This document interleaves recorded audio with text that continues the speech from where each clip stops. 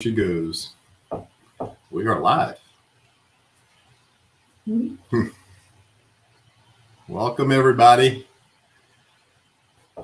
We are on live streaming. Well, hi, everyone. This is the show. Hey, what do you got there? This is a little celebratory drink. It's traditional. Yes. It's Jamaican, so it's sorrel.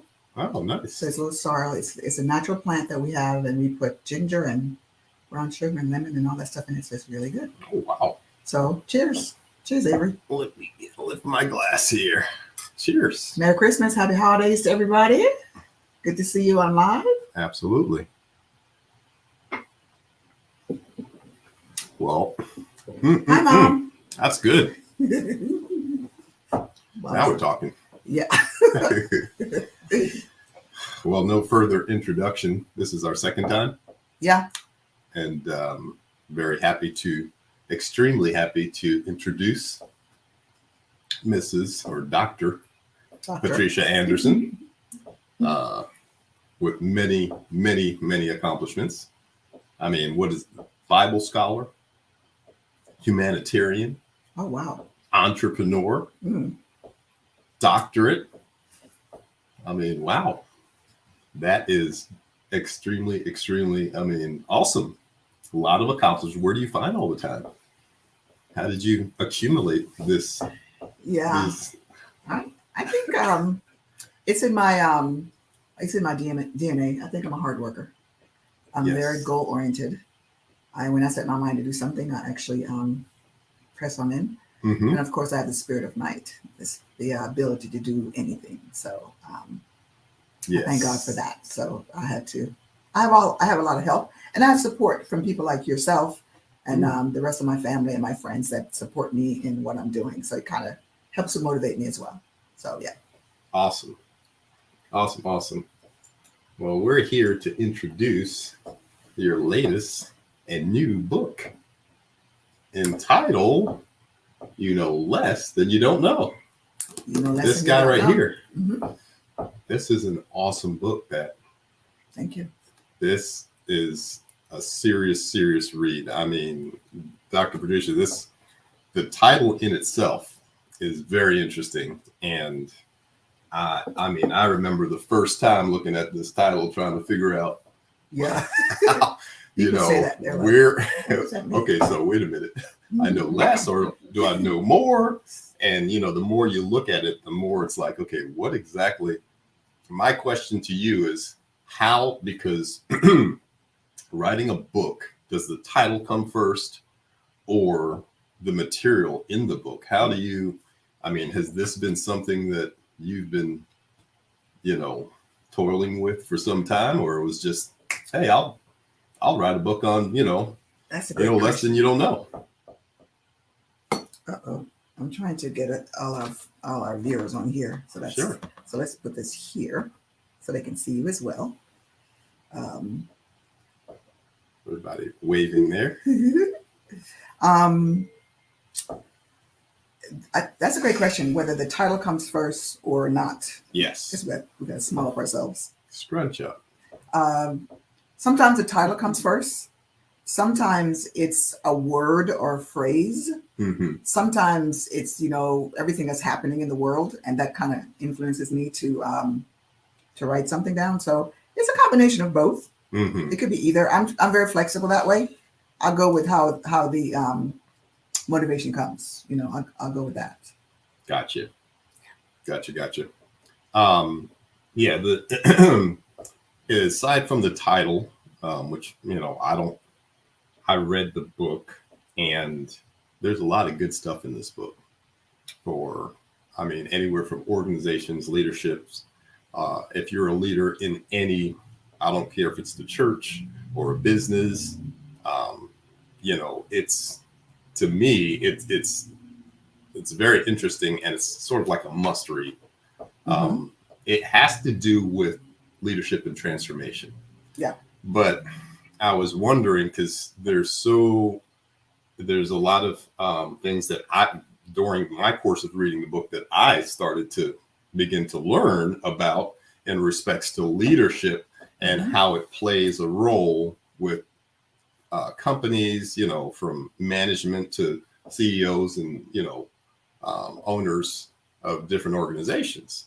Now, okay, so can you give us a little bit of background in respects to how COVID has impacted leadership roles and organizations and companies throughout the nation? Yeah. Yes. We know that the COVID-19 pandemic and the ensuing crises that happened as a result of that, it transformed us forever. So what we do when we have crises, which we are going to have crises, is that we learn. So part of what I have in the playbook, there's a section called Leadership Playbook for the Future. And I call out certain things that will be transforming and have transformed because of what we awoke to. Virtual leadership is one of them. A lot of companies have, some hybrid where people work either on-prem or remotely. We're going to see that continue. So I ask leaders to lean into the ATL practices, right? We know authentic transformational leadership, inspiration, motivation, idealized influence, intellectual stimulation, and I'm forgetting one more.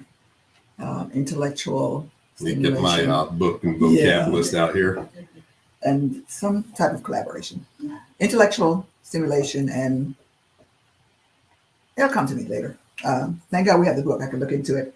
But the 4 I's, especially idealized influence, right? Because that's where you're caring for the person. And what's happening in a lot of companies is that from an HR perspective, the entire person is showing up to work. Right. Because I think before COVID, you kind of showed up as your title and you showed up as your responsibilities. And because the pandemic affected everybody emotionally, mentally, physically, intellectually, spiritually, we now are more cognizant of who we are. And we're saying to employers, like, I'm going to show up here, the entire person. I'm a mom, I'm a single mom, I'm a single dad. I have to take care of elderly relatives. I have a part-time job, I'm displaced, the onus now is on HR to kind of attend to the whole person. It's very challenging. Right. So that's happened. Speaking of HR, the talent now is prescribing under what conditions they want to engage with your company. So we see the great resignation. A lot of people have said, you know what? I've had a whole year to sit back and look at my life, and I'm prioritizing, and you working at this rigor and this hard is not how I want to do life. So now companies have to say, okay, let's broaden the talent landscape. Let's broaden it. Let's look at talent from different places. And we've all seen that where you go to different retail places and the person just got hired yesterday because people are not coming back to work and they're not showing up like they did. So that is something that's going to have to transform in terms of the talent landscape. Virtual leadership.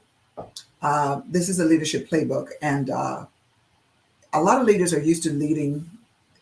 They see their reports physically, so I can physically see if you're doing your job or not. So now they've got to pivot to virtual leadership. I have to trust you, and that's what leaders do.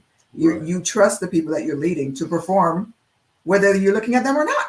Right. Because then why are you even a leader? Right. If they're not performing when you're in your absence, and that's a great mark of a leader. So these leaders have to understand how to lead virtually. What does it take to, establish the trust in your employees to do the work? And you hire for that. You hire professionals. If you hire professionals, you don't need to micromanage them. Right. You're hiring somebody with a great deal of experience, of education in a lot of cases, and you trust them to do their job. So micromanaging is a sign of a PTL, a pseudo-transformational leader. We don't want to do that. So a lot of leaders are relearning how to lead, and we talk about learning leaders, right? You're learning how to lead, and you don't stop learning. So I think from those standpoints, and the one last thing I would say is that there are a couple. There's a metaverse in that whole chapter. There's supply chains of the future. There's a digital transformation. A lot of companies are realizing that we need to digitize our assets. And because we did that through the pandemic, why weren't we doing it before?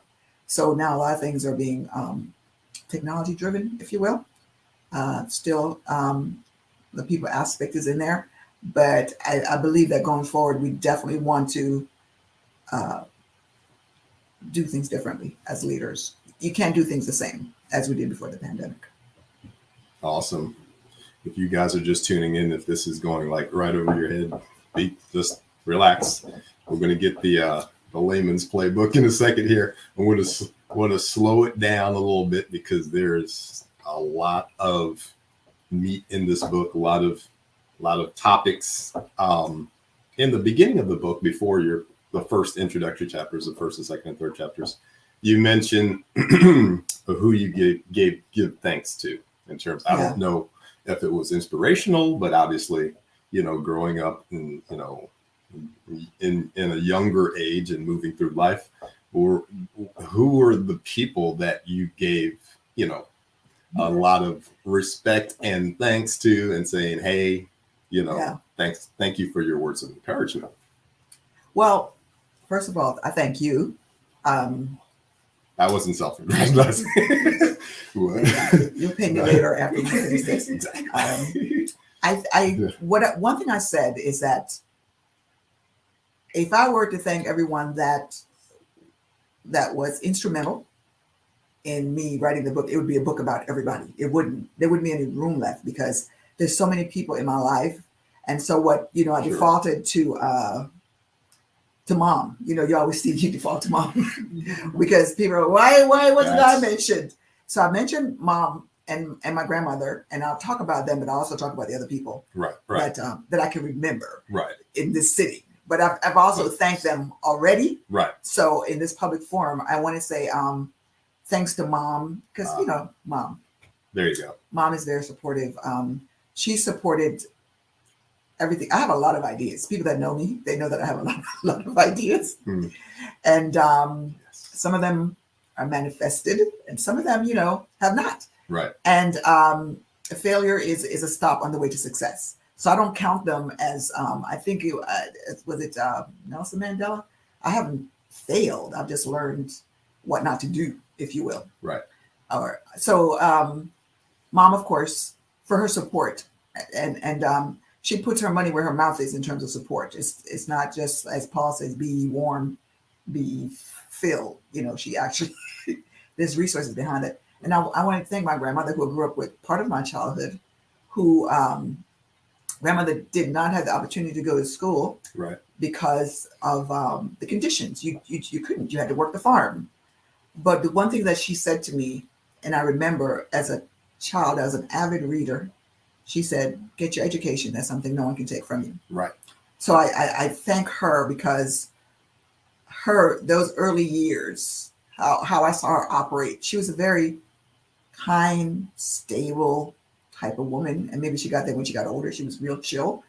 And she was very wise. Right. And what I used to do when I was little, I used to hang around with her and her friends. But I was very stealth in how I did it. I would be very you wouldn't even see me.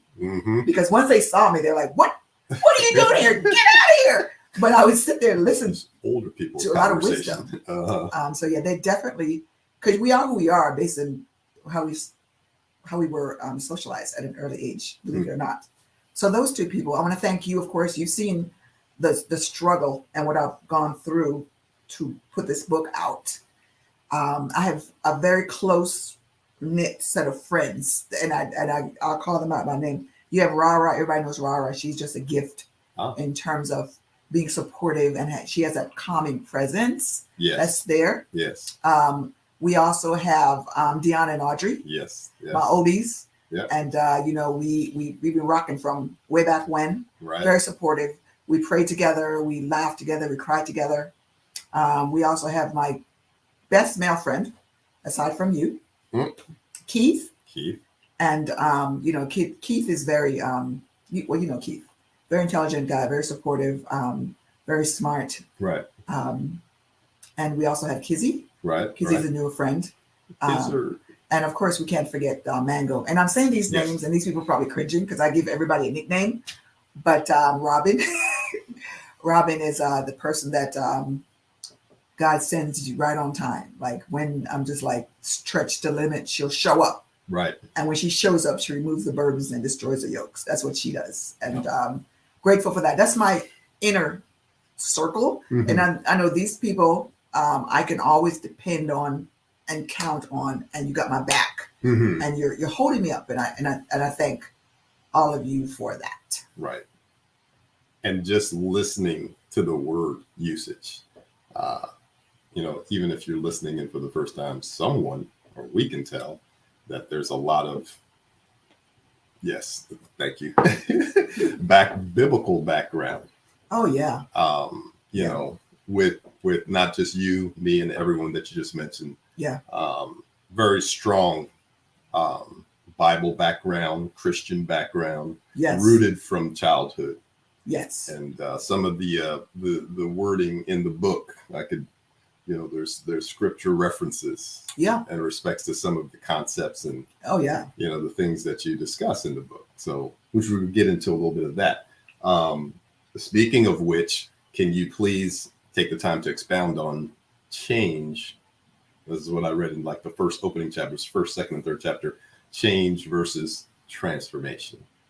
Sure. What is the difference basically? Can you just open that up? Because there's a couple things we need to move into just to give anyone who's listening a taste of this book here. Okay. All right. So a lot of people use the terms interchangeably, but they're not the same. And you may have noticed that if you were like me all your life, you try to change something. Right. And you haven't been successfully doing it. Right. You do it for a while, you fall off the wagon, and then you're back where you started. You get frustrated with yourself, you give up, you're like, this doesn't work. And then, especially when you talk about your relationship with God. So when I was in the doctoral program and I was researching transformational leadership, and I went back to the 1800s and even before then in terms of what leadership looked like. And from a transformational standpoint, I realized that it was not change, because change is really a pivot. Like I'm sitting like this with my hands on my knee, and I can change to my hands on here or this. It's just a pivot, but I can also change back. So, I always use a New Year's Eve resolution about, hey, every New Year's Eve, we have resolution, right? Right. Every New Year. This is the year I'm going to do it. 2023, I'm going to rock it out. I'm going to do this and that, gym, eat better, be a better person, show up in life, that kind of thing. And then a short while later, we all become, disenchanted. It's too heavy of a lift. So we kind of give up. Yeah. Transformation is different. Change is based on actions. I'm going to start going to the gym. So I start to go to the gym first week, second week, then I'm bored. And then frustrated, I give up. And then I go back to where I was. It's like the undo button in your word processing software. You do something, you can undo it. Right back where you started. Change, pivot, binary. Right. It is based on actions. Transformation is based on a belief system shift and a mindset shift. So that's where we call in the word of God, because you start with the word. In the beginning was the word, right? So I lean into Romans 12:2. Be not conformed, but be transformed. Right. To me, conform is like this. Transform is like this. So when you transform, your mind has to arrive first. So before I even step foot in the gym, I need to do an autopsy on my mind and, say, okay, why do I want to work out? Is it because I'm looking at some past picture of myself? Because change is focused on the past. Usually it's like, remember before I had kids, I was rocking it, or 10 years ago, this is what I had. I want to go back to that body. So you're looking at the past. Transformation is about future. And then the past is smaller than the future. So when you transform, you're looking towards the endless possibilities that there are in terms of what my physical health can be. Nice. So some people have literally, once their mind and their belief has shifted, they not only went to the gym, now they're participating in tournaments, and they're a spokesperson for, they just, instead of trying to be that picture of the past, when you transform, it's an incremental movement toward better and better future states. It's like the caterpillar to the butterfly. there's a foundational shift that happens that butterfly can never return to being a caterpillar.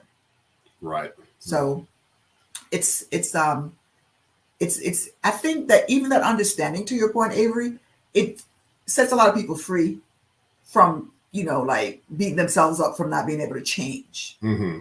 Because now we're not saying, we're not going to throw out change, because if you're on the Titanic and they say jump in the lifeboat, you're not going to sit there and try to figure out how to transform to the light. Let me see, is my mind arriving? But you want to ensure that these practices, these leadership practices, these practices that we have in terms of being better people, it's a transformation. It's not a one and done. It's not a pivot. It takes time. Your mind has to arrive first. There you go. That's good, because it seems like that word is used throughout the book. And, once you get a hold or the concept of change versus transformation, it's easy to then understand as you move throughout the chapters in your book. What about you do this thing? There's a diagram about the 4 circles. Where there's knowns and unknowns. And when I read, so the first one was fairly obvious. It's like what you know. It's like, there's things that I know, where I was born, my name, my brother, my sister, my friends. These are easy things that I know. But then there's the known unknowns. And they may be things that you can't do. So take us through those 4 zones, because they're used later in the book to describe and help with, when you're in that leadership role or position or organization, limitations versus, what you need to work on. But I mean, as you move through the book, they become very important. Yeah, for sure. The 4 circles, I call them they're concentric circles. So they get bigger and bigger. 1, 2, 3, 4. And I call them the knowledge domains. And the type of leadership that I purport in the book is authentic transformational leader. And Jesus, the Christ, was the GOAT, the greatest of all times of authentic transformational leader. It's interesting because I haven't heard anyone call him out as that. But when I did the research and the descriptors of an ETL, I was like, check, check, check, and check. He exemplified it to the maximum. So an authentic transformational leader is a learning leader. And they possess what I call intellectual humility. That is where to the extent of your ignorance. So like you said, the second circle is, I know that I don't know this. You can't be a know-it-all. People that are know-it-alls, people don't really listen to you. And just so you know, you just know everything. So the extent of your ignorance. And I always call him my good friend, Henry Ford, who responded to reporters. He said, I can ask me any question you want. I'll give you the answer in a matter of minutes. Not because he knew everything, but he would call on Avery or Rara or Hyacinth or whoever who has that knowledge. And yes. And so he didn't have to know, but he surrounded himself with knowledge workers. So as you move through the domains, you don't know. So if I know I don't know, I'm going to partner with somebody. I don't have to know everything as a leader. I just need to know who knows. And then you move on to the unknown knowns, where you don't know what you know. Now give us an example, because this is the last 2 are maybe something that you don't think of all the time, but when you bring it to the forefront of our knowledge, it's like probably I didn't think of that. So what are those 2? I think that the last 2 has to do a lot. If we're as Christians, we're a tripart being. So now you're moving into the spiritual, and because we're physical, mental, and spiritual, or physical, emotional, spiritual, however you want to do it. We're moving, as we move through those 3 parts of ourselves, we're moving through the domains. Gotcha. A lot of times we rely on the known knowns, the physical stuff, right? You touch it, see it, okay, I'm good. And then when you got to lean into your mental stuff, you're moving into stuff. Now when you move to the last 2 unknowns, these are things that you don't know that you know. Have you ever been in a situation where You didn't know something, but in that moment, all the stars are aligned. It's a perfect storm. And you're like, I didn't know I knew this. Right, right.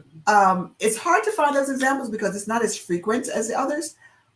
But I will use the reports that they have about mothers lifting cars off their child, like a car. Yeah. Like that mother did not go around every day and say, you know what, I can lift, 2 tons. What is it? How much does a car weigh? Yeah, at least 2 tons. 2 tons. You don't go around every day. But in that moment, right, when, there's a cry, there's an imperative, that's when it comes. So that's where we're going into the scripture that says, I have not seen, ear have not heard, but it's revealed to them through that third part of you, that spiritual part of you. Once that's in ascendancy, that's when you're traversing through the unknowns. Right. Because you don't know it in the natural, but you know all things in the spiritual. Right, right. And I don't think, as in a 3D world, God can deposit all of the knowledge in us because we just explode. We couldn't. So that's why it's kind of doled out incrementally. You actually got to seek it. You've got to be intentional about it. It's transformational. And the last domain is the unknown unknowns. You don't know, you don't know. I didn't know that I didn't know about the coronavirus that was going to hit us. Now, a lot of people, depends who you talk to, knew about it. I didn't know. But just because you don't know doesn't mean the knowledge isn't there. That's the thing that I want to say. Because if we look at the knowledge domains, which represent all the knowledge that there is, not just on this planet, this little blue planet, as I said, but in the multiverses and the galaxies and Milky Ways, right, and through the black hole and what's beyond that, all the knowledge that there is, you can see this infinitesimal circle of things that we know that we know. Right. So we need to lean into someone who has all the knowledge so that we can actually traverse the domains into the Now, from a leadership standpoint, you have people that have this knowledge. You're partnering with other leaders, other companies. You have strategic alliances. That's how you expound on your knowledge. Right. Yeah. Yeah, that last one, that unknown, foreseen unknown. I mean, no one can tell unless you got a crystal ball, right? Yeah, you just can't. You just gotta trust. Now, those were the unknowns, and you call them the concentric circles, or concentric circles. Yes. Concentric circles. Transformational leadership. There's 4 types that you mentioned in the book. Yeah, right? I do. What are the 4 types? How are they related? And what are some examples of, these leaders that, or the transformational leadership? Because I know you mentioned one, which was the authentic. And then I think you made reference to the pseudo. So what are these 4 types, and what are some examples in current everyday life that we come across? Okay. So I just want to put it out there as a researcher, is that we're very unbiased. So when I call out certain leadership, it is non-denominational. It is nonpartisan. Gotcha. So one of the things that we don't say it because things don't say things. We don't say the data speaks, but I use that in this. The data speaks that when you do research, you don't come in. It's like in the second book, and we're going to pivot to that because we got to talk about all 3 books, right? Because they are the transformational trifecta, the 3 books that you see behind us.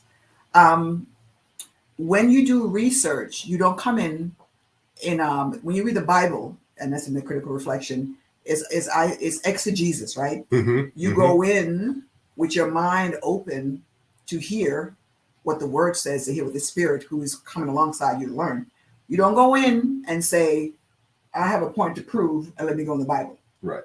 And I'll give you an example. When I was in soul winning ministry, and I'm getting older because I'm telling stories about everything. Even though when your parents did that, you're like, there's a story. Or older people are like, yeah, so we're out soul winning. You're just increasing in wisdom, my dear. Again, I think we're even now. Right? Okay. You're not getting older. You're increasing. More wisdom. Yes. More and more. Yes. So I remember when I soul winning, it was a cold day. And this guy is like heckling us. And he was like, you can't tell me anything about the Bible because women aren't supposed to wear pants. First of all, it's not in the Bible, number one. Number two, men were wearing skirts long before women were. So so tradition. Your traditions have made the word of God of no effect, right? Right. It doesn't make any sense.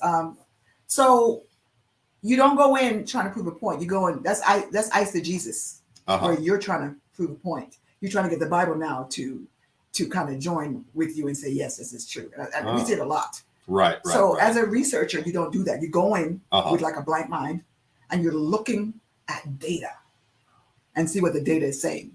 So the data about the 4 types of leadership is people just automatically fit into those into those constructs because that's who they are. Right, like when I saw the authentic transformational leadership data, I was like, Jesus. Right. And there are other leaders that we can call out that fit into that. The pseudo transformational, again, you can call people out. Call them out, Dr. P. Call them out. Well, I'll go with people that have gone on. Hitler was certainly a pseudo transformational. Absolutely. And one of the things that you gotta guard against, because I hear a lot of people saying I'm a transformational leader. There are 4 types, and specifically 2 types, and you don't want to be the PTL. Okay. The pseudo transformational looks like an authentic transformational at the beginning. Okay. Because let's say you're Hitler, right? You're not gonna say, listen, here's my plan. We're gonna, do this, that, and the other, and we're gonna put people in the ovens. And you on board? People are gonna say, you crazy? No way. Right. You don't start that way. You start off as an authentic transformational. You say, listen, we need to improve our economy. We owe debts. Let's get businesses going, get jobs and whatever. That sounds great. Let's do it. And then after a while, one of the things that you got to read the book is that you start to believe in this person because now they're echoing your beliefs and your sentiments, like Jim Jones and David Koresh. Yes, yeah. And then you stop vetting them, and that's how you boil the frog. Because next thing you know, you incrementally, and they're a transformational leader because now you transform from being idealistic in terms of better country to now you are putting people in the ovens and destroying them. You have transformed into this beast. So when you say you're a transformational leader, be specific. Authentic transformational, pseudo. Yes. You made an important point, and for those who are listening, but authentic versus pseudo. Authentic means truly that you have ultimately good intentions for something for the right outcome that's going to benefit everybody. Yeah. For the most part. Yes. And you mentioned Jesus was the perfect icon for that, which we all know when you read the Bible. Yeah. But it's funny because you said the pseudo being the one that you're probably not going to want to get, move to the right on that. Right. Is they may start out first. And what did they say? Sheep in wolf's clothing? Yeah. They start out telling you a wonderful story. Yeah. And we're going to do a lot of good and everybody's going to benefit from it. But then it seems like it turns to their own motive or ultimately what they wanted to accomplish all the time. Yes, that is true. It becomes ego. It becomes a lot of times you see these people where their character hasn't caught up to their titles. I see that in leadership all the time. Now you have imposter syndrome where you're like, I know I'm not supposed to be here. So now you're becoming defensive. And now it's like a whole thing that happens. Wow. And a whole, pathology that happens with it. But there's a lot of ego involved, self-interest. And then I don't believe that there's one person on this planet that is capable of having ultimate power. Gotcha. I do not believe that. Right. Show me that person. I don't. We're not meant to have that. And when you see these people in situations where they have all this power, and power more so than money, because money is greater than power. I mean, power is greater than money. Sorry. But sometimes they go hand in hand. And now I'm going to do what I want to do. I don't care about anyone else. And to your point, the ATL is always about the good. They're walking the talk, not just talking it. The good of the whole. I am just a vessel. that's being used to further the good of the whole. Then we have the transactional leaders. Those are ones that are not necessarily bad, but you might be able to attest to this. They're usually management by exception type of leaders where you do something and you get rewarded. You do something else and you get a withholding of reward. Like say people that are in sales, and maybe senior people, they respond. What have you done for me lately? Exactly. That was last month. Yeah, what are you going to do now? Right. You got that. Yeah. So you see that a lot. And I usually advocate against that. However, when you do organizational change management, let's say the company decides that they want to implement new software, whatever. At some point or another, in terms of resistance management, you got to exercise transactional. You guys say, listen, get on board, or you got to do something else. So sometimes you have to exercise transactional leadership. The last one is laissez-faire, which is French word. It means hands off. That's the kind of leader that doesn't really lead. And usually it's because they're either new or they don't know what they're doing or they don't want to lead. On the flip side, these are the type of leaders that lead high-performing individuals and teams that I don't really have to be breathing down your neck. Right. You could just, a lot of my, the micromanaging. Yeah, it's that, and that's the PTL because they want to control everything. I want to control everything, and that, professional people, we don't vibe like that. Right. You listen. I know what I'm doing. You hired me to do what you wanted me to do, and let me do it. And if I need assistance, I will seek you out. Right. So the micromanaging, no bueno. So the laissez-faire is usually on the good side for high performing teams and individuals. Right. On the bad side is the people that don't really know how to lead, so they're hands off. I don't know what I'm doing, so I'm not going to do anything. So those are the 4 types that I mentioned in the book. Nice, awesome. I was looking down here because the Q&A. I don't know if we've got any questions popping up here. If not, we can move because there's 3 books, as you can see behind us. And I want to get into the other 2 with the time allotted. Again, awesome, great read. You must get books. I've given this book like maybe 4 or 5, 6 of them away right now to leaders that I know that I work with. Yeah. And it is, they are chomping at the bit. Can't wait to read them. Good stuff. Secondly, all these books. There's another book recently that came out on the, soon right after. It seems like you're like this little machine. You're just spitting these books out like, cookie cutter. Yeah. Love is a Verb. Yeah. Can I introduce the second book? Love is a Verb. Here you go. Do we have the QR behind us? They can scan that in. It's available everywhere. It's available everywhere. Yeah. Love is a Verb. And I like the little caption below the title. It says transform on purpose. Yeah. This seems like, this is like, as you begin to read this book, it's like a personal walk. It has to do with you personally, your experiences as a young child coming up, and all these, different testimonies and things that you've experienced from, a young age coming right on up through life, and how they impacted your world. And some of it you mentioned in here. Can you take us through the introduction of what started Love is a Verb? Because I believe you have other works. Like you're a great writer, right? You're kind of a poet. We didn't even list all the accolades. Oh wow! And you do talk about writing, your voracious appetite of writing. Yeah. And I know a lot of poets and a lot of writers and a lot of artists do a lot of writing. So yes, please, just can we get an introduction to what Love is a Verb? Yes, for sure. So Love is a Verb, transform on purpose is sorry, I was watching myself on LinkedIn. Transform on purpose is, again, the first question you asked is how do these books come about, right? People I felt were given a bad rap to love. Like a lot of us grew up listening to the radio. And that's why I really talk about listen to music. For those who don't know what a radio is. Yeah, those were the good old days when they had the radio. And the phone with the string, and we had the can. There you go. Yeah, that was the first cell phone, actually. Yeah, before Apple didn't have nothing on us. I know, right? You knew what exactly. Was. Yeah, we did. We're that old. Okay. So I just thought about something funny. People say that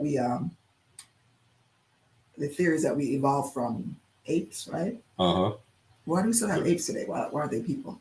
I just thought they're still apes. Anyway, they're coming up with an answer for that. Okay, I'll wait. Yes. Yeah, I'll wait. They're coming up with an answer for that. So yeah, I would listen to. I love words. I always love words. The veracity you talked about, and I would listen to these love songs on the radio, right? And love don't love nobody, and it takes a fool to learn that love don't love nobody, and love stinks, and I was like, wow, is that doesn't line up with what the Bible's saying, right? So there has to be a disconnect. So I went into just getting to know what God meant when he used the word love. Right. And the first thing that popped in my head was, for God so loved the world that he gave his own. So I said, oh, he's saying there's an expression of love, not only in the words, but there's some action behind it. Right. He so loved that he gave. So he so loved that he verbed us. So then I was like, love is a verb. So it's not because the music was talking about an emotion, and emotion means that you can move. I don't love you anymore. I fell out of love with you. That movement there. It can't be what love truly is. So I kind of dug into what it means, and then it is about not only saying it, it's expressing it. Like I said about be warm. Okay, that's not enough. I just love you so much. What have you done for me lately? Right. Because that's what God's like. I gave you the best thing I had. So believe me, I'll give you everything else. What's love got to do with it? Exactly. So I went there, but I also wanted to so it had to be a transformation. So I went through, and I had these case studies in the book where I talked to different people about their different experiences in love. And the case studies are they resonate with a lot of people because they can see themselves in those people in there, and sometimes one or more. And what I learned was, from a very early age, we learned the wrong definition of what love is, just like I did. I learned it from the music, and then sometimes if you're in your real life and it's not looking like the music, you're like, what's going on? And then you kind of intentionally, unintentionally try to make it to the music to go along with the music. So there are a lot of wrong ways we learn love. From being early as children. If you're abused, if your first love, the first person that you loved didn't love you back. So what this does, it kind of creates fear in us, right? So now we are, as we get older, we're afraid to really be naked. Like Adam said, God said to Adam, why did you hide? He said, I was naked and I was afraid. So I hid myself. So that kind of resonated. Like, we hide from people because when we're naked, we're exposing them to us emotionally. And if there are emotional scars there, we don't want to revisit those scars. So we have this fear of revealing ourselves to others and to be truly loved. So I delved into what that is. I delved into all the resources that God gives us to really love, because you can't really love unless God and you is doing the loving. Because loving is not loving people that are lovely or loving people that are nice and are good to you. You got to love people that are unlovable. And if you're in any type of relationship with, whether it's a marriage or family or at work, at times you need to call upon the lover in you to do the loving, because it's a verb. It's not a feeling. It's not like, I'm happy, so I love you today. I'm not happy, I don't love you. It's transcendent beyond that. So we got a lot of help.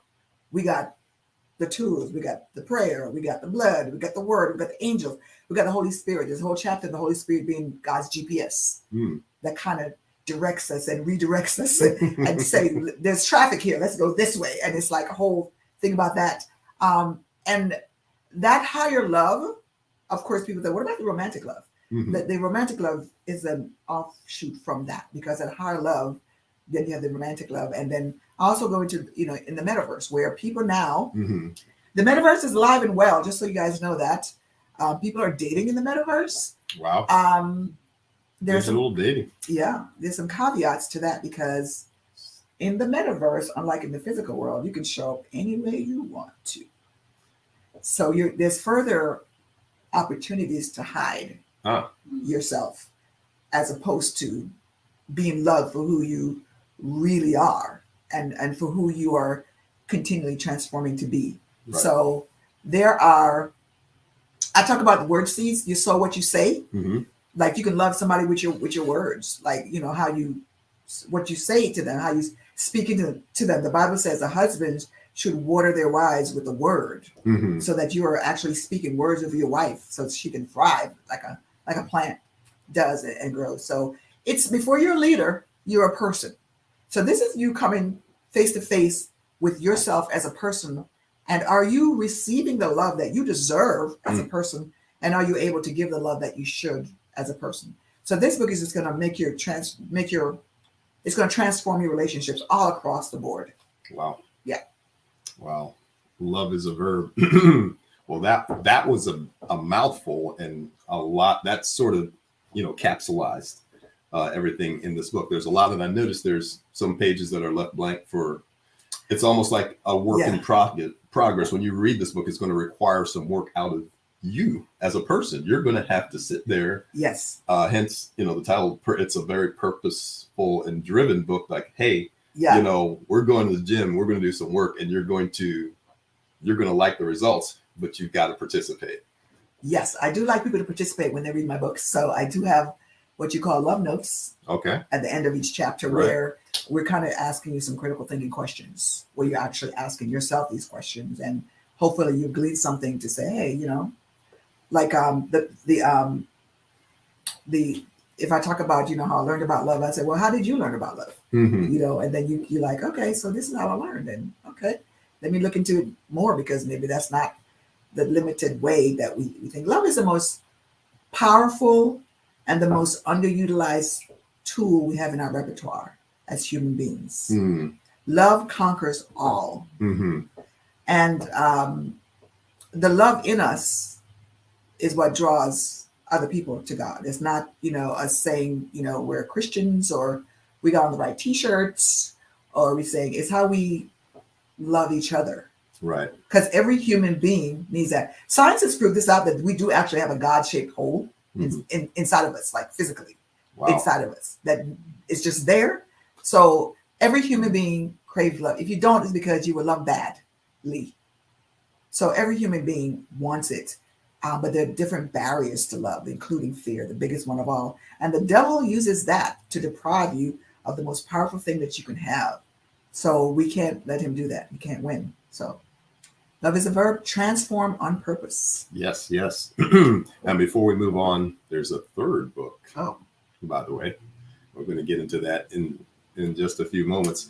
Before we move on, there's I also noticed it says unleash your IMS. and I guess that's, I don't know if that's after you put in the work, and because it's almost like there's something lurking. It's the, how the coach tells you, well, Dr. Avery, you have great potential. Yeah. But we got to tap in. There's a way to get that potential out of us. Yes. And it says transform.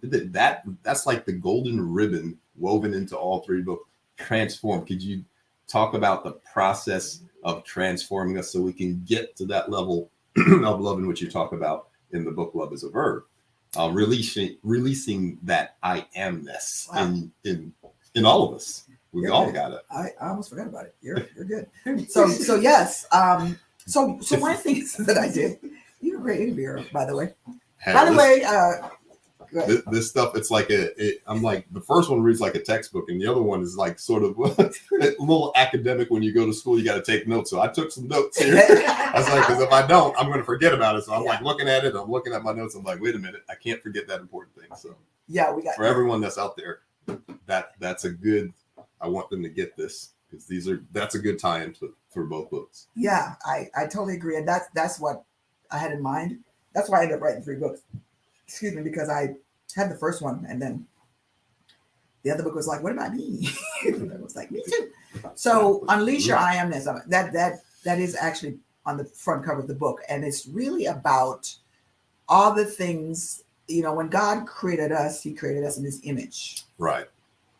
So when Jesus came to earth as a man, yes, He came to show us.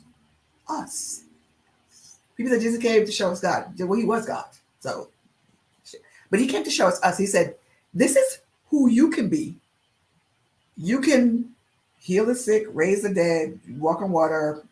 You can exercise love, constrained power that he exercised. He had all the power in the world, but he was able to constrain it because He had a purpose and an intent for being here. So your I amness is the third part of you that's created like God. That's your I amness. That's some good stuff. That's good. Love is what unleashes it. Your understanding of what it is, and you are receiving it. Because I walked through my relationship with God at the beginning. I thought God was like very transactional. You do good, I'll do good to you. You do bad, you get bad things. And I was like, but I can't be good all the time. I don't see anybody that can be. They're lying if they say they are. And I felt very inadequate. And I felt like I didn't really measure up to this God that I didn't know at all. And when I realized, came into the understanding, transformed into understanding His love that's not transactional, it is unconditional. It's not perceptional. I'll talk about perceptional love, where we love these figures that we see on television and in media. It's perceptional. And I used Princess Di when she died how many years ago, and people like, but then we don't feel that way around people that we know because it's based on perception. It's not a reality. We just see her when she's dressed up going to an event and there's cameras. So that's how I talk about the metaverse, where you're in love with this perception of this person, but not the real person. Right. So it's not perception, it's not conditional, and it's not transactional. It is transformational. So when I realized that God, and I remember the moment I realized it too, it's etched in my mind. I was playing hooky from school, and I ran off to Jamaica. I usually run off to Jamaica when I to escape the noise. I call it escape the noise. Now all the secrets come out. Yeah, well, so I went there, and I just had a few days where, for some reason the internet wasn't working, so I couldn't watch TV, whatever, and I had to really sit in myself. And I spent the most glorious time just communing with the Lord, and He just downloaded to me, because there were no distractions. He downloaded the understanding of His unconditional love to me, that I love you more than anything. I will never stop loving you. You can't do anything that's going to make me like upset, or I'm going to just turn my back on you. I got you. If you fail forward fast. Pick yourself up, dust yourself, keep going. That when I understood that kind of love, because the Bible talks about, and we got to delineate when Jesus was talking to the Pharisees, because they were in the law, and when He talked to us, that's in the grace. We got to read the Bible hermeneutics, like, what it means today. So the part about when He's talking to us, heathens and Gentiles, it's not about what He was saying to the Pharisees that knew the word and couldn't tell them anything. So when it says, love the Lord God with all your heart and soul and mind, love your neighbor as yourself, I'm like, well, they were saying love your neighbor before you love yourself. And I'm like, well, how is that even possible? And how do you love God with all your heart? When you understand how much He loves you really and truly, you fall in love with Him over and over and over and over and over again. And that's what happened to me. So when I understood that's the part of me, my I amness was released, because I was like, okay, so God's got me. Right. It doesn't matter what happens to me in life. He's got me. And that's when your I amness, where you can love without fear, where you can you don't have to participate in transactional love, where you can forgive. And forgiving doesn't mean that you've got to be up in the person's face. Right. It means it's like a belief and a mind shift that they don't occupy space in your mind anymore. Right. Right. So you're like, right. I have released you from living rent free in my mind. Mm-hmm. And I'm going to, so a lot of times we don't understand what that means, right. because love is not a sissy either. It's like, I'm going to walk all over you because you're a Christian or you love. It's not like that. It's powerful, and you got support. So that I amness is a transformation that begins now to appear in you when you start to understand. That's where it starts. God's love for you, and accept His love for you. When you understand and accept it, that's when your I amness starts to unleash. And then the Holy Spirit jumps and does his job. The angels who hearken to the voice of the word, and the angels who excel in strength, and the word is being performed and is performing. And that's all that stuff now starts to. Now you got your glow up, because now you're unleashed. Wow. And then you walk in, last thing I'll say, mm-hmm. you walk in what? When God decided to create Avery, it started in his mind. He said, and I'm quoting God, like we all do sometimes, I need somebody to do X, Y, Z. I'm going to create an Avery to do it. Mm. So whatever the X, Y, Z is, your I amness is that link to what that is. What did God purpose, loving on purpose, transforming on purpose, when he decided to create me, because it wasn't an afterthought. It was like copy, paste. Everybody, we have different DNA. I mean, it's just, so when he decided to create you in his I amness, what did he have in mind? And when you're unleashed, when you accept his love for you, that's when you can walk in that purpose. Because now you want to love him back. Wow. And now you're connected to him. Wow. Spirit to spirit. Nice. That is that answered a lot of questions.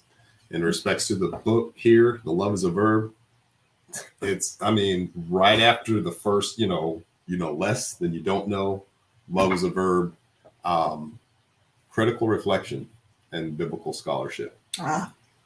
It's it's like one thing after another. It's almost like in every area of your life, whether it's work, your personal life. But, the third book that you came out with, how many books in what span of time did you write these? Was this just like something? I know your mind works overtime, and did they all fall into play when you started on that third book? Well, it was just something you had to complete. It's like I had to. How was that? And it's beyond. I was at the end of myself, which I am. The first book is my research. Obviously, it's based on my research. So the first, this one here, less. Okay. The second one, second, is based on Love is a Verb. I had a first edition, but I didn't understand the I amness part yet. So the book is not 2.5 times as big as the first one. Right. The critical reflection in biblical scholarship, transformational learning, is a result of I actually taught a class in a Bible school, internationally known Bible school, and I created this course called Critical Reflection in Biblical Scholarship, because a lot of Christians think that intellectuality and spirituality are mutually exclusive, and I want to make the connect. And that is that, if you're, and you hear that a lot, it's like, if I don't need to go to school because I'm from the school of whatever, and, you don't need to earn it. God gave you a brain with brain cells, and you're not an amoeba, and you can learn things. And if you want to go to college, you can go to college. There you go. Okay. So let's just be clear. So it's kind of like they just occupy different domains. You're either very spiritual or you're very intellectual. You can be both. Yes, you can. Absolutely. And there's a critical thinking aspect that comes into it. And I go back to this German word called Weltanschauung, and that's your worldview on things, on every topic. So your worldview on marriage, politics, women, men, what have you. So how do you believe the things you believe? Because your worldview frames and limits what you see. So I'll use an example, which I overuse. Like, let's say you're a grown man and you hate vegetables. You're just like, I just hate vegetables. Right. Well, why? Why do you hate vegetables? Because I'm a meats and potatoes man. But why? So you keep the why, and then you get to the point where, oh yeah, when I was a little child, I was forced to eat vegetables. So I'm never going to eat another vegetable as long as I live. So you get these worldviews, or we have a lot of things happening around leadership, and Christians, we're notoriously late adopters to innovation, and include technology. So we got to, the internet is the devil. The metaverse, I don't want nothing to do with that. You better have something to do with the metaverse. You better go into the metaverse and stake a claim so the people that are in the metaverse have someplace to go that's spiritually based. It's not the devil. The devil has never created anything. He just warps and twists things that are created. The internet was created to spread the gospel around the world. The byproduct is that we use it for business, whatever. But it's a tool to go around the world. So is money. I talk about what's your perception about money. All rich people are going to hell. Really? Is that? So you're limiting. So now you're limiting God. So if God wanted to float you some money to not only for yourself, but for the people around you, now you're limiting him because your worldview. You think women can't be leaders in the church. Like the guy said, women can't wear pants. You can be a leader outside the church, but you can't be a leader in the church. The Bible is littered with women that were leaders in the church. How are we going backwards today? Or men can only do certain things. A man shouldn't cry. One thing that I am so thankful for because of the pandemic, because it just rested heavy on all of us. A lot of men have come out and said, I'm depressed. I hurt. I feel pain. And I cry. That made my heart was just brightened up because we know that people are human beings. What we went through in 2020, on top of COVID and the other things that affected a lot of different people, it was a lot. It was too much. So when you have this worldview about men shouldn't cry, well, what are you going to do with the tears that are inside? Because you're feeling stuff. Uh-oh. So you can cry as a man and as a woman. So when we have these worldviews as Christians, because it's biblical scholarship, now we try to put it on other people. So instead of being good ambassadors of the word, like Paul says, now you're trying to tell people don't eat meat now. Then you go back and get circumcised. You're putting them in bondage instead of letting them go because you're inflicting your worldview, your Weltanschauung, which is limited, which is based on a premise that wasn't totally baked. And now you're trying to be a good, ambassador or soul winner. Because the soul winning is like the reason for the purpose and the I amness and the ATL is to win souls to the king. That's all it is to do. So you got to be able to, as a Christian, when someone asks you questions about the Bible, first of all, study to show yourself approved. It's biblical scholarship. So if you're going to quote the Bible, know what you're talking about. Know about the eisegesis and the exegesis and the hermeneutics. Like, what did it mean here in this context? What was happening before this was said and what happened afterwards? How does this that happened, 2,000 years ago, how does that fit into life today? So a lot of things we say, I bring a lot of statistics into question in terms of, the earth is 2,000 years old and crazy nonsense like that. And I put questions out for you to think critically, but you can't just say as a soul winner, that's what the Bible says, and that's it. Because people out here, like Daniel said, knowledge is flooding the earth in today's time. They have knowledge. So a lot of people that don't believe, and when it's not a matter of don't believe, it's I believe, but I don't accept. Mm-hmm. Now, I believe there's a God, but I don't accept it. Right. So you've got to come correct. And if you're not a Bible scholar, your own testimony. I remember talking to this gentleman. I think I was in Portugal, and I think he was Swiss. Is it Swiss or Switzerland or Sweden? One of those countries that are historically atheists. Oh. And he, like a lot of Europeans, had a lot to say about the United States. Mm-hmm. They always feel like they want to school you when you talk to them. So this is what's happening with your president, and this is what happened. They just So he said, "You live in Georgia, the Bible Belt," and he started to tell me about these, the pastors, and they just like, I forget his words, but the judgment that they put on people, and they're doing this from the pulpit. Mm-hmm. And I can't speak for any of the pastors he's heard, but I gave him my own experience with God, right? Especially in light of my I amness. And that gentleman said at the end of our conversation, "That's the God I could believe in." That's what he said to me. Nice. Because I wasn't, none of us has, nobody can go like this. We are everybody there, but for the grace of God.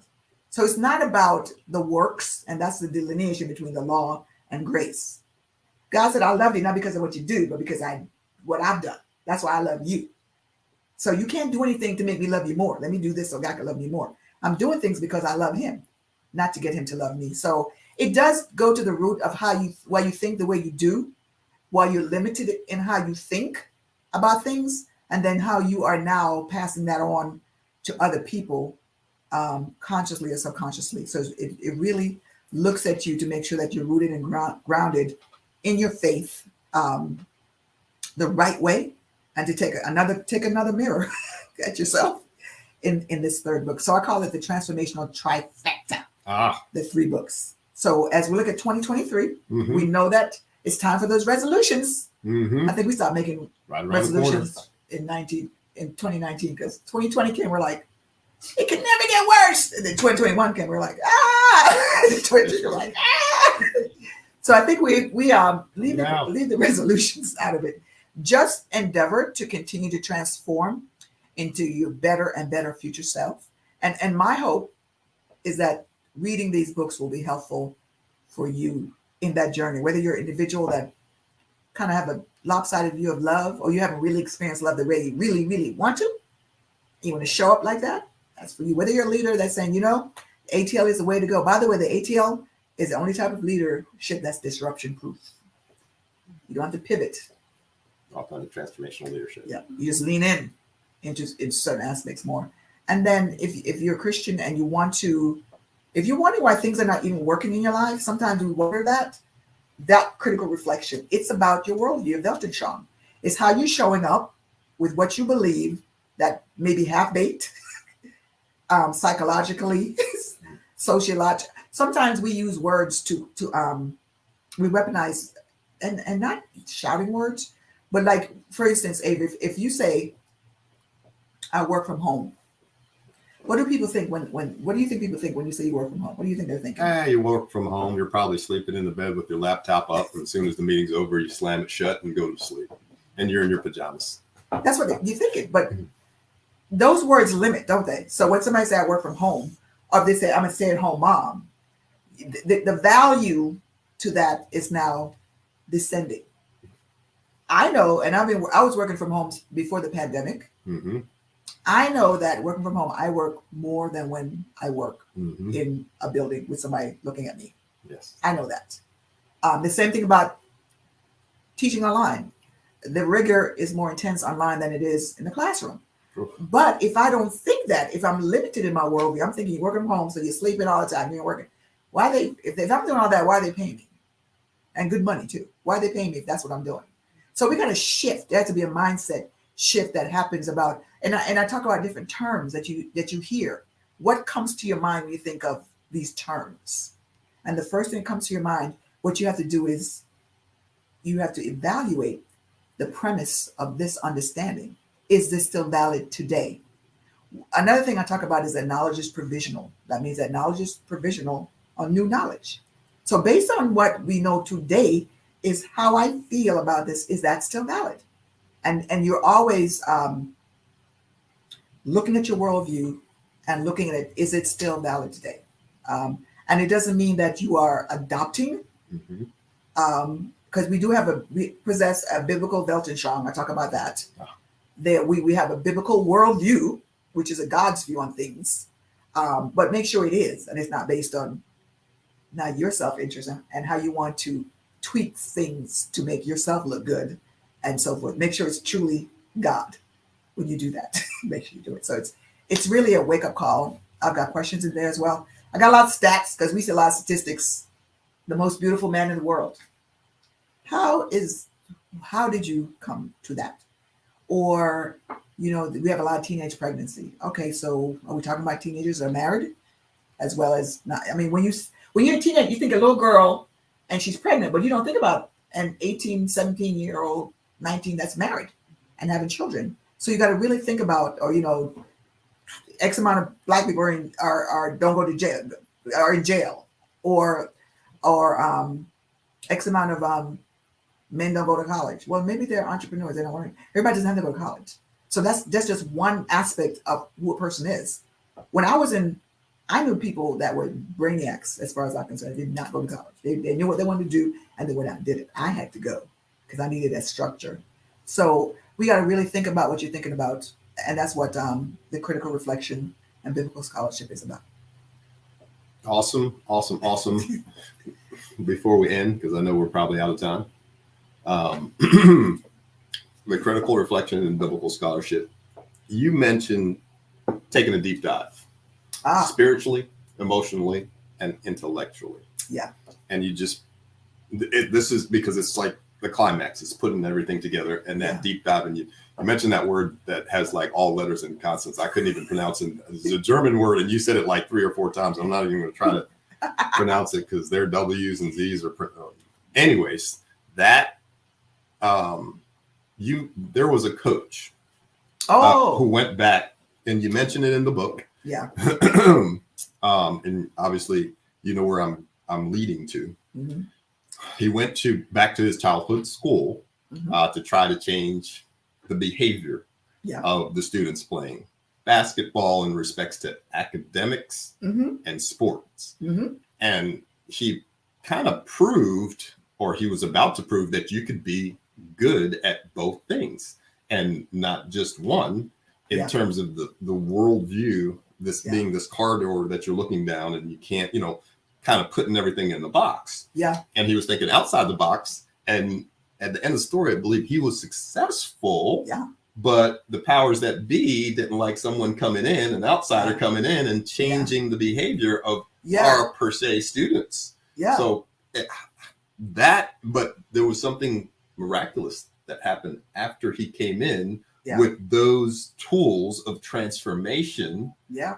And what it did to the students or the athletes. Could you just wrap it up and just, give us a little in-depth view of how that happened? Right. So that story there. What I want to say about that, our worldview is very sacred to us. Like, it's serious. It's sometimes deadly. If you think about people, when you attack their belief system, I mean, there's guns blazing. Shut up, I hate you, get out of my house, you're dead to me. And sometimes it gets physical and deadly because you're attacking the core of who they are. Right. So people will fight like they're fighting for their lives with that. And sometimes it goes to the extreme. So this guy shows up, and the society has limited. When you hear about a basketball player, you don't necessarily think about intellectual prowess, right? You just think of them dunking, but they had this limiting perspective on them because of the school and society that you're only good for playing basketball. Yes. That playing basketball and being academically successful are mutually exclusive. So he comes, he said, no. He draws up a contract. He said, this is a GPA you will maintain or you won't play. They were calling each other the N-word. He said, no. You're going to call each other sir. He said, you're going to wear a jacket to class. Where can we get a jacket from? Go to Goodwill for, 30 cents. He just, all the barriers, because we're talking about poor people. And of course, he said, if you don't achieve academically, you won't be able to play in the game. You sign a contract. So it comes like some kind of big game. The scouts are there. Certain people, he said, you can't play. And of course, the parents are like, what? This is my son's chance to be, recruited. The school is like, well, we get recognition, and they booted him out. They're like, yeah, no, you can't. You're challenging our limiting perspectives. Mm-hmm. You can't do that. So they give him the boot. However, in his absence, those men, young men, they operated in what he saw them to be. In his mind, they continued to operate in that. And a lot of them went on to achieve things academically that was beyond their wildest dreams. He took off the limits. Right. He opened up their minds to Right. see what was possible. And society, including their families and the school and the industry of sports, limited them. But he came in and he transformed their minds, and then they themselves transformed. So it's a great story about this coach that did that. And it's just a testament to transformation and your mind arriving first. He was able to come in and they could see themselves. Right. They couldn't see themselves getting A's in class. But he opened their minds up. Yeah, you can. And they did. That's it. You mentioned it. Your mind has to arrive first. Yes, every time. Awesome, awesome, awesome. Look at this. I mean, this is like a crunch, like a course in